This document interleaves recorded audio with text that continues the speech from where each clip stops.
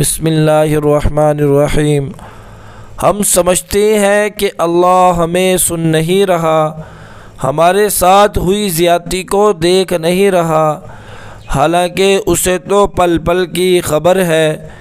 اللہ ہر بات کا، ہر زیادتی کا جواب دیتا ہے، اور اس کا جواب جب آتا ہے تو سوال ختم ہو جاتے ہیں، مگر وہ جواب بس تب دیتا ہے جب ہم کسی کی زیادتی پر صبر کر لیتے ہیں، جب ہم خاموش ہو جاتے ہیں۔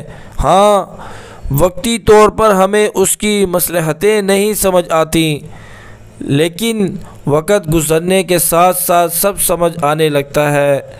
وہ نہ سمجھ میں آ سکتا ہے اور نہ تصور میں لایا جا سکتا ہے۔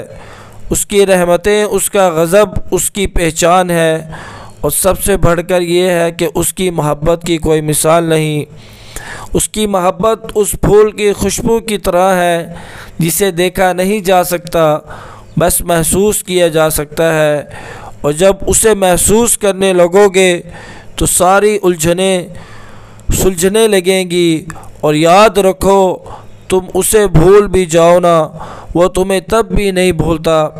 قرآن پاک میں اس رب کی باتیں پڑھو تو عقل دنگ رہ جاتی ہے کہ یا اللہ اتنی محبت مجھ سے، یا اللہ میں اس قابل نہیں۔